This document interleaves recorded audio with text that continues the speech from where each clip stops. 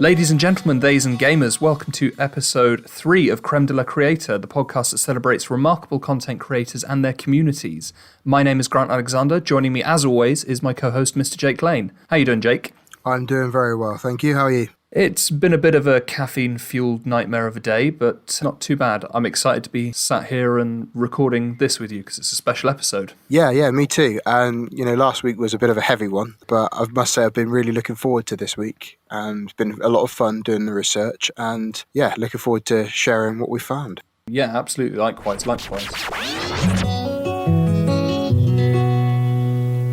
So, I guess we should explain why this is such a special episode. As we decided last week, if you didn't tune in, please go and have a look at episode 2. We both rolled the dice and got animators as our chosen subject for this week. So we decided to do an animation special. So hopefully it'll be a little bit of fun. We're going to be a bit nostalgic and we'll see where the rabbit hole takes us. Because it has been a bit of a rabbit hole of research. I don't know about you, Jake. Yeah, definitely. 100%. And I'm going to go on the record and hold my hands up and say I've always enjoyed animation, but in terms of what I know about animation and the creative side of it, diddly squat. So for me, this has been a real interesting journey, finding out more about that too, which, is exactly why we started this podcast, really, isn't it? So. Oh, yeah, absolutely. I've really enjoyed it, and I've found some creators that have helped me learn some stuff and also give me an excuse to watch some of the things I used to enjoy watching as a kid too. So. Oh, well, it sounds like you've spent the weekend doing the right thing and binging on some proper nostalgic content. Definitely. I mean, I'm doing a degree at the same time, so none of that got done this week. You mean all of it got done before you started researching this podcast? Sorry.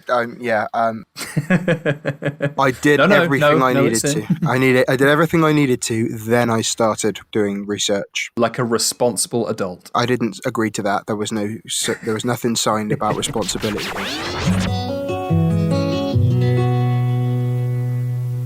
Shall we go straight into honourable mentions and dig you out of this hole? Definitely, dig upwards.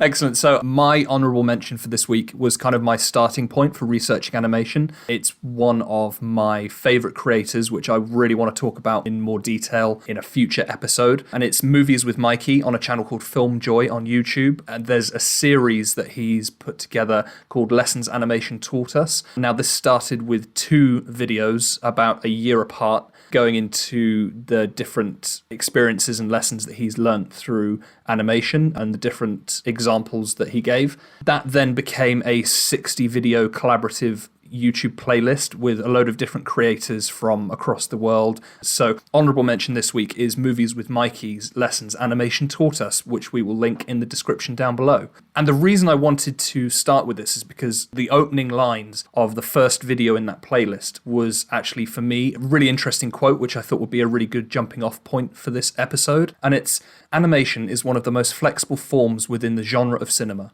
It can do practically anything.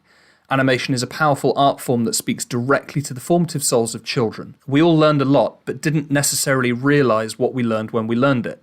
It has the power to make kids understand adults better, and it has the power to make adults feel like they did when they were a kid. Oftentimes, it's designed exactly for that." And I don't know about you, Jake, that's kind of exactly what I wanted to jump into talking about this week. Yeah, 100%. Big fan of Mikey Newman. It does resonate, doesn't it? It is absolute nail on the head stuff that you watch things now, and I enjoy them every bit as much. And we will go into one thing in particular that we both want to talk about at some point, that you can watch back and you think, I almost appreciate it even more as an adult, because not only does it kind of give me that youthful exuberance I enjoyed as a kid, but I can understand it on a level that I didn't as a kid and really appreciate the work that goes into it. Yeah, you're absolutely right. I mean, one thing Movies with Mikey is really good at doing is making you appreciate, even if the video is talking about a film that you already love, it'll make you love it even more. And if the video is about a property that you don't necessarily love, he will convince you that it's the best thing ever. And that's what I love about his channel. It's full of positivity. And in a sea of wannabe film critics, it's a breath of fresh air. And the Lessons Animation Taught Us series is an exemplary piece of work. That's awesome. I've seen some of the videos he's made of films I've not even seen. And then I've kind of watched the film and kind of gone, wow, I really enjoy that. I didn't think I would have watched that film otherwise. Oh, well, there's going to be spoilers. Well, it's a risk I'm willing to take. I think it's definitely worth it. I do exactly the same. And actually, the Lessons Animation taught us once was exactly the same, because there were films in that series that I hadn't seen. And oh my God, watch every film that he recommends, because you will not go wrong. I've got to admit that Dumbo didn't age well, did it? Oh goodness, Dumbo did not age well. Don't watch Dumbo. Don't show it to your kids. It is not worth it. There are some real problems with that film. I've not seen the new one, though. Have you seen the new one? I know Tim Burton directed it, but I've not actually seen it. I couldn't bring myself to do it. Apparently it was a nightmare. Oh, really? Yeah, Dumbo is not a good story. As much as I like Tim Burton's work, I don't think even he could salvage the property. That's fair enough. I mean, sometimes you don't even need to say words. You just show an image and that speaks enough. But anyway, I don't want to digress too much from down a Dumbo rabbit hole.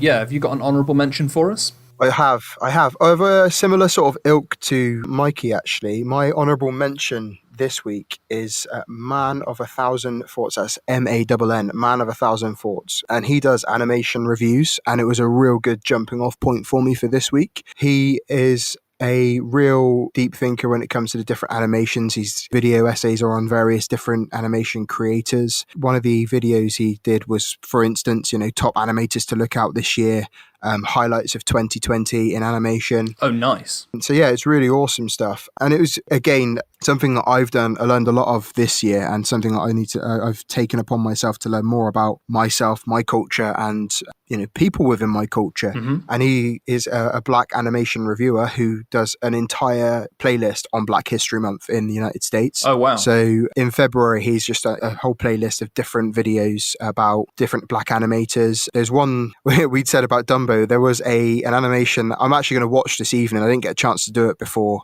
Mm-hmm. I don't know. It's called Coonskin. Ew. Yeah. Oh, that sounds horrendous.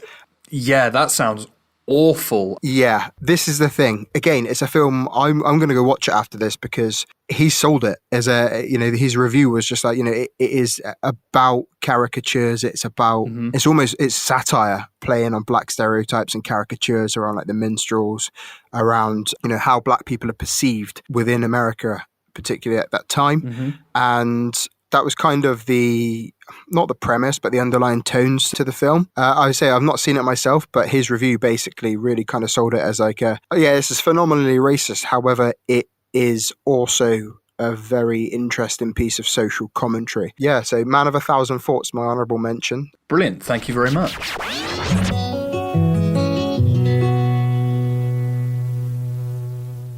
Now, Jake, I've got quite a lot of notes on animation in general. I kind of went down the rabbit hole of, okay, what did I love when I was a kid? Because let's be honest, we grew up in the 90s and early 2000s. We went through arguably the best time for kids' cartoons and children's animated TV. We could literally sit here and play a game of cartoon tennis where we've got to throw a name of an awesome animated show that was on TV when we were kids. You know what? I could actually go toe-to-toe with you with the notes that I've made on that. So let's nip that in the bud, cut it short. I just want to give a few shout-outs to the kind of TV that we grew up with. First big one, Batman the Animated Series, had to be mentioned. I know it's a big favourite of yours. Massively, hugely, and the films as well that came out of that as well. We'll touch upon that a bit later on in more depth. Yeah, you're far more qualified to talk about that than I am, but it is one that I love nonetheless. I was going down the list and found Recess. Do you remember Recess? Oh, Recess, what a show, yeah. The show on ITV, Dig It. Did you ever see that on ITV in the morning? This is literally, me and Amelia, my fiance, went down article after article scrolling through the shows and the presenters of like Dig It and SMTV Live, wow. and Fox Kids, and yeah, we spent a good like hour last night just going through, oh my God, do you remember this? Oh my God, do you remember that? And it was like, you had some real existential moments there. Another big one that I found, and it's mainly for its theme tune, because the show itself is a little bit garbage, but I love it all the same, and it's X-Men, the animated series. X-Men. Would you say the show is total garbage compared to X-Men Evolution? I don't think it aged as well as you think it has. No? Maybe that's my rose-tinted glasses and the nostalgia. I think it might be. I tell you what hasn't aged badly, though, and that's the Wild Thornberrys. Oh, what a show. That was so good. Eliza. Tim Curry doing Nigel Thornberry. Superb. Absolutely brilliant show. Absolutely class. Also, Samurai Jack. Did you ever watch Samurai Jack? Did Samurai Jack. Crikey. They rebooted it recently and I've not watched it. Ah, okay. I didn't know that. And I think they turned it into a video game, which went down really well. But just the art style of that show was incredible, and like the ambience. It was like really, I felt really grown up watching it. I don't know about you. Yeah. And then, of course, you had stop motion animation like Pingu and Wallace and Gromit, which is local to you, I believe. Yes, Wallace and Gromit, Aardman Studios in Bristol. Interesting fact, and it's a little bit of not for me personally, by proxy claim to fame. So the moving parts for the various different Nick Park films. My other half, Alana, her grandfather, he used to own a mechanical engineering factory, and he made all the nuts and bolts for the moving parts and the things like Chicken Run and Curse of the Were-Rabbit and things like that. Oh, that's awesome. Yeah, it's pretty cool.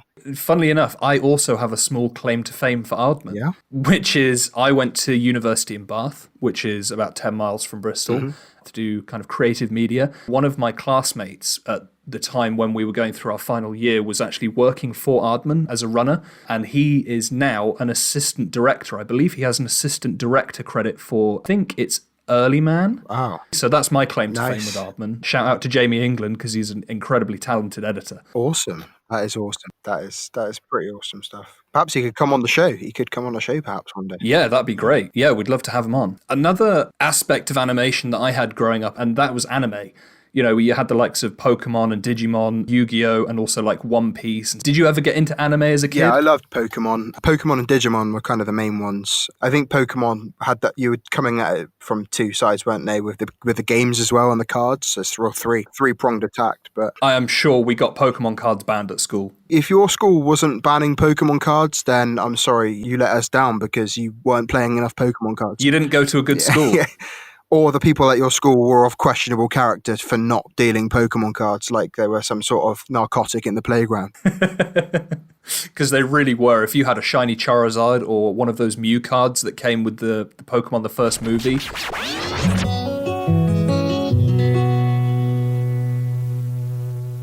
I think, and this is just an opinion, we may have gotten off topic. We may have done. Perhaps we should do a nostalgic games episode sometime in the future. Oh, yeah, absolutely. I thought about answering the question, what has animation taught me? And actually the one that I pulled out, when I watched Inside Out, which is one of Pixar's, arguably one of their best films. I don't know. Have you seen Inside Out? I have. It's a fantastic film.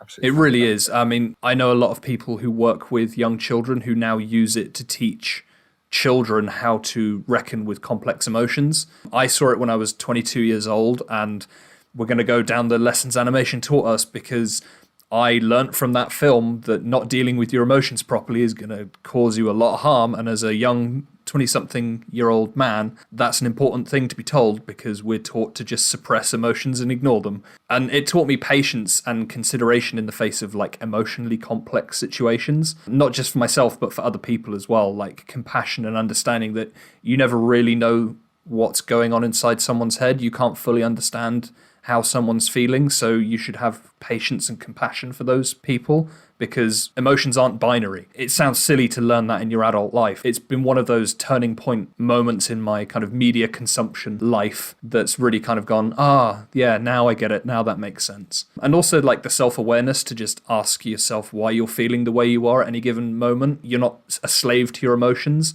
and your thoughts kind of don't define you. So yeah, I learned a lot from a film that was not aimed at me at all. That's awesome. You couldn't really ask for much more as a person to take something from that on a level that you have, to see that as a child. But it's great. It's absolutely brilliant. And on a much more non-child friendly level, have you ever seen Big Mouth? No, I haven't actually. I've been recommended it a few times. No, it comes up on my suggestions a lot. Yeah, if you don't like South Park, you're not going to like Big Mouth. I can tell you that for sure. But sure. It's absolutely fantastic and it's incredibly clever. It's about puberty and all the hell that comes with it because, hormones. Yeah, okay. And it's literally a bunch of teenage kids in school, and as puberty hits them, they get these hormone monsters. Nice. And the hormone monsters basically just turn up and it make their lives hell. They're like devil on your shoulder kind of thing. Yeah. And anywhere from it being cringy to hilarious to just absolutely downright filthy and quite soul destroying sometimes, which is a bit like puberty. That's kind of the idea. Got to have a kind of a spoonful of existential dread in your entertainment. Definitely. And I think what I was reading about the creators, Andrew Goldberg and Nick Kroll, it's kind of based on some of those real life experiences, but it's all played out in this just hilarious, slapstick, absolutely outrageous kind of way. And reading through some of the YouTube comments on some of the reviews that people have done on Big Mouth, and as you'd expect, some of them weren't very favourable. They're like, these are kids.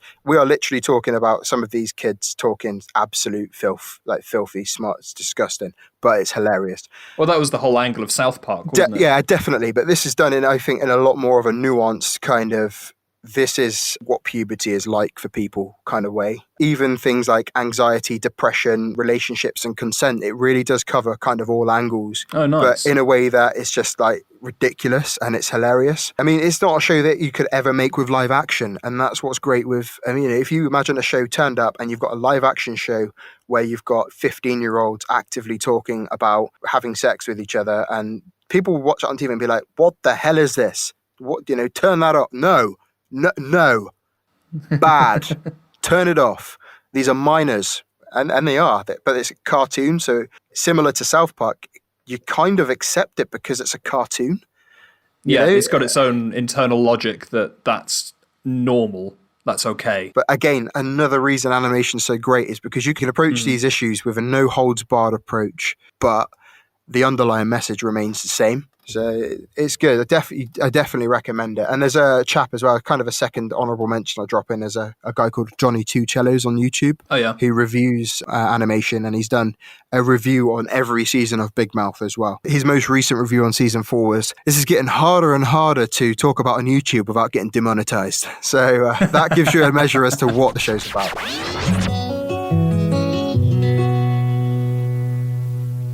Okay, so we're here obviously to talk about independent creators. Do you have some creators lined up to talk about that are ones to watch out for in the world of animation? Yeah, so the first of mine is called Black Geeky Girl. She makes her own animatics, puts lots of animation tutorials online. Nice. For example, how to make 30s style animation. Mm-hmm. She does a one example on Betty Boop, how to make that kind of style, Betty Boop Popeye, and stuff like that. And as well as some original content that she makes animatics for with little short stories and things like that. Awesome. My second mention is a channel called The Weeklings. That's spelled week as in days of the week. And all of the characters are named after days of the week. It's just fun animated shorts. The creator itself is called Jabril Mac.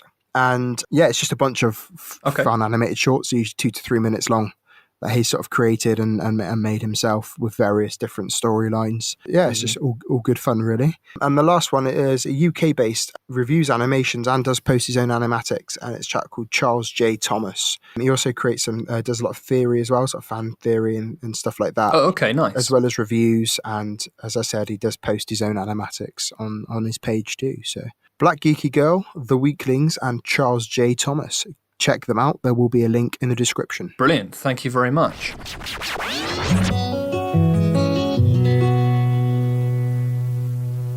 I'll go now with my 3. They're a little bit all over the place, but they're ones that I wanted to shout out because they've done specific series or specific videos, which I absolutely adore. The first one is a guy called Simon Marco. His handle is @Shoocharu.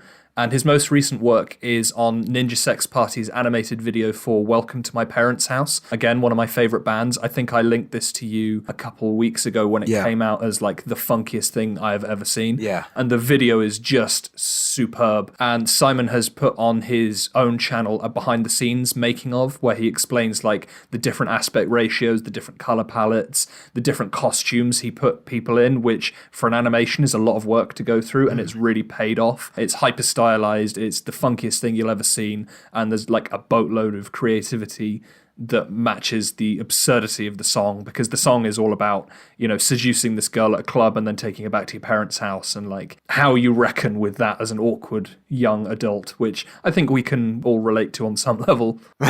My second shout out is Adande Thorne, also known as sWooZie. He's a Trinidadian American animator and storyteller. He's got an amazing series on YouTube where he tells stories about his time as an employee of Walt Disney World in Florida and the Hard Rock Hotel as well. So he's got a lot of crazy stories about being a lifeguard, being a ride attendant, and all of these have really kind of cool stylized animations alongside them. Being that he's a young black man in America, he's got a lot of comical and insightful stories about like being pulled over and kind of being racially profiled, which are always really entertaining. But he's never afraid to like talk about those issues, but not in a kind of serious, now let's talk about them. It's this is just one ridiculous thing that happened to me. Can you believe this happened to me? This is how absurd it is. And he uses the animation to talk about how absurd it is. The situations he's found himself in are outlandish and ridiculous, but the animation always makes it even more so. So it's kind of, it fits together really well with his style of storytelling. Oh, awesome. And the last one I want to shout out is another animator in the same space as the first. He's called Mike Bedsole, also known as Metagame Mike now on Twitch. He's a character animator and Twitch streamer. Most notably in his work for me, he was the one who animated the Joke Yoda Game Grumps animated video, which I'm going to actually link you to now, and I want you to watch it because I think I've shown you this before, but I just want to take a second, and we'll leave the recording going for you to see it. At the Darth Maul. Dear God. Is that not the best thing you've ever seen? That is now one of their staple classic jokes on Game Grumps, is Joke Yoda. That is one of my favourite animations on YouTube, so I thought it needed a shout out. Go and check out that whole playlist because it's full of animators that are just some of the most talented people on YouTube that really don't get enough recognition. That's brilliant. That is absolutely fantastic.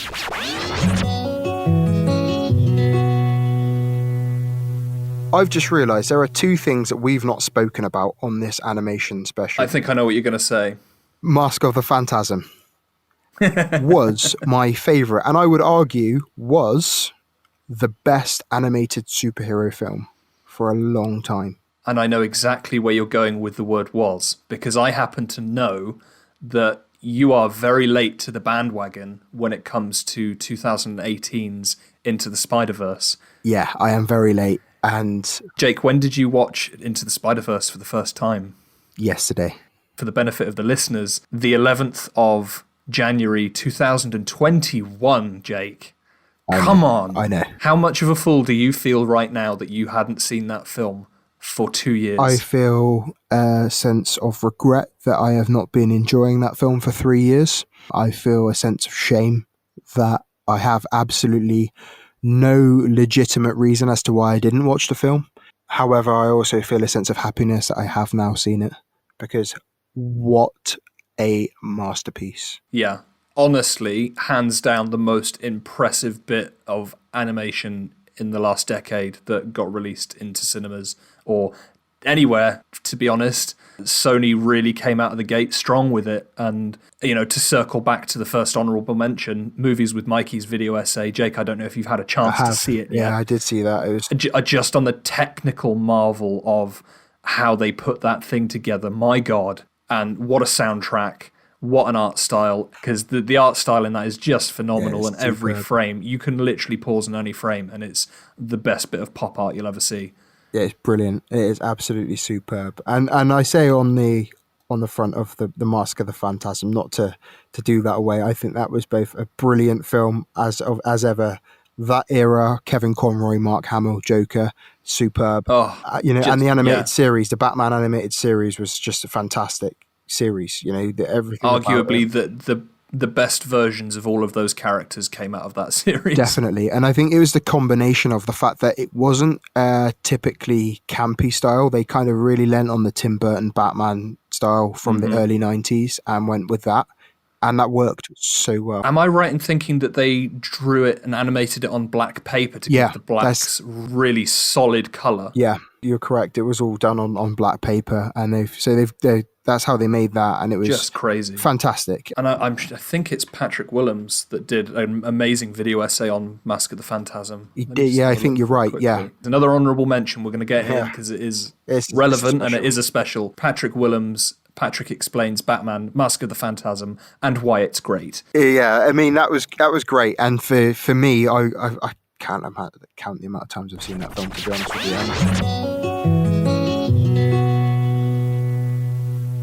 Jake, is it time for some good news?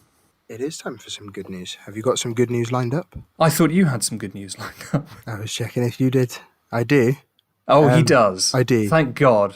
You really put me on the spot there. Oh. So the good news I've got this week, it's more of a light in the end of the tunnel as opposed to specific good news. Mm-hmm. And it's been in the news for a while, but it's something that's not going away. And I just want to celebrate the fact that it's not going away anytime soon.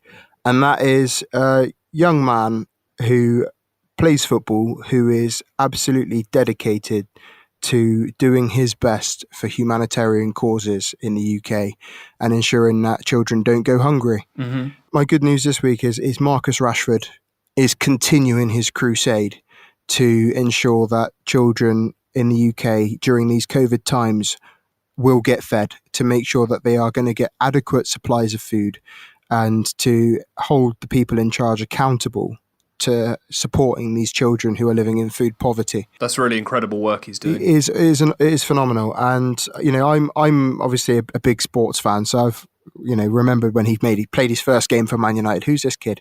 And over time, he's kind of come to light. He's spoken out about his own experiences as a child living in relative poverty. Mm-hmm. He doesn't want people to go through what he went through. And I think it's so easy in this world, and we see it all the time, where people can forget where they came from, and when they make it to the highest level of their profession, or come into some wealth that they never had as a young person, it can be easy to forget that there are people out there that haven't had it as fortunate as you have. And don't get me wrong, he is doing what millions of people worldwide would love to do. He's getting paid to play football. It's great.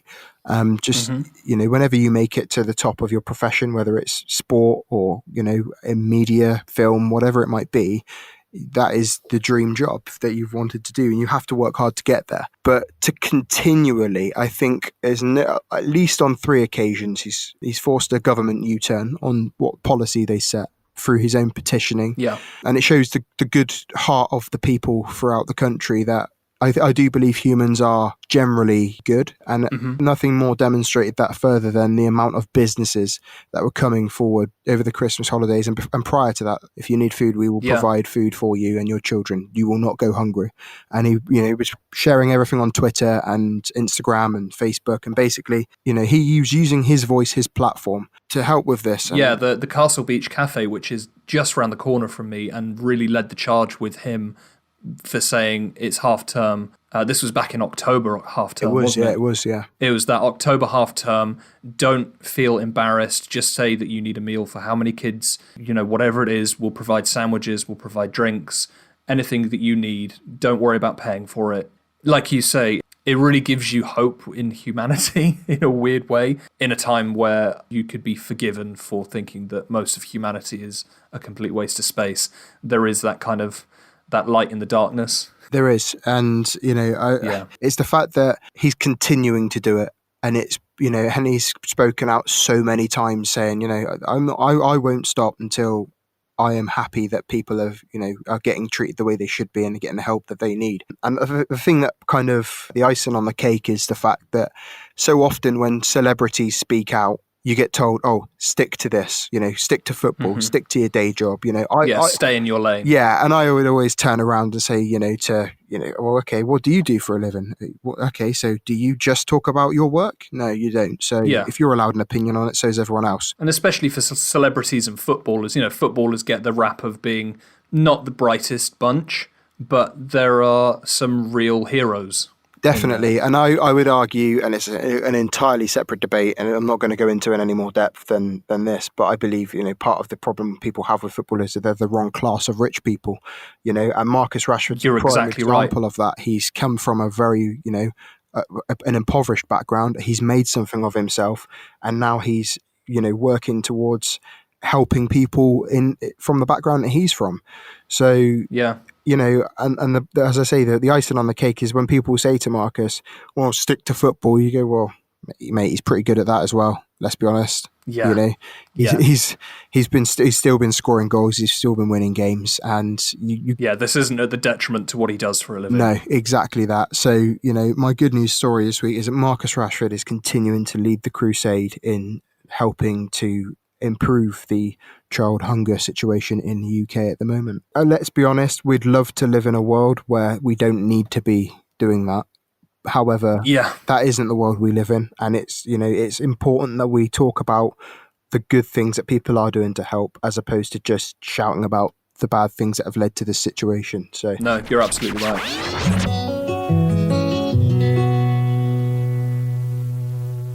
I think it's time to roll the dice of destiny and see what we're going to be talking about next week. So just to set the terms, so I've got a 6-sided dice that decides what type of creator we're going to be talking about next week. So if we roll a 1, it's going to be a podcast.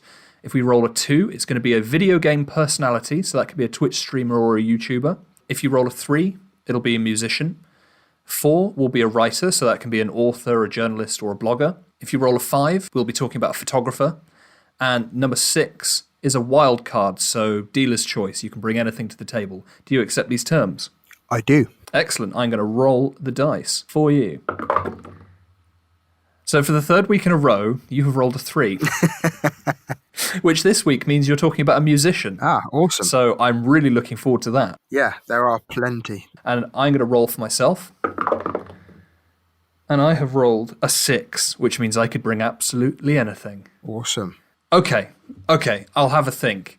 Tune in next week and you will see what we're talking about. I can see my Facebook chat over the next week just being bombed over. It could be this. I might do this. I just seen this. I might be that. It might be this. You're really exposing the chaotic nature of our creative process there, Jake. You're really calling us out. Well, thank you, everybody, so much for listening. If you've made it this far, I really enjoyed this episode. Jake, I don't know about you. I think we really got into the depths of animation. Yeah, I definitely. This is really, really enjoyed it. Great stuff, and many more like this to come. Next, we'll be having guests, and I say that every week now. And one day it will be true. We will. It will happen. It will happen. We'll Famous make it happen. people that you've heard of, like Batman. Don't promise people Batman. I mean, like Batman. Not real Batman, but maybe, Gary, the guy that dresses up as Batman for kids' birthdays. Perhaps that could work. That sounds like a crime podcast episode. Gary, the guy who dresses up as Batman. All serious to say, we could do a crime podcast episode. Ooh. Thrillers, mysteries. Could get Amelia in on that. She loves a good crime podcast. Yeah. So, thank you again so much for listening. If you've made it this far, please let us know what you think on social medias, and you can email us if you want. We look forward to seeing you guys next week, and stay safe. We'll see you next time. Thank you very much, guys. Creme de la Creator is produced by Grant Alexander and Jake Lane. Follow us on Instagram, Twitter and TikTok at CDLC Podcast, or email us at cdlcpodcast@gmail.com with your suggestions for creators you think we should feature in future episodes. Stay safe and look after yourselves during lockdown. If you need to talk to someone, please reach out using one of the links provided in the episode description. See you next week.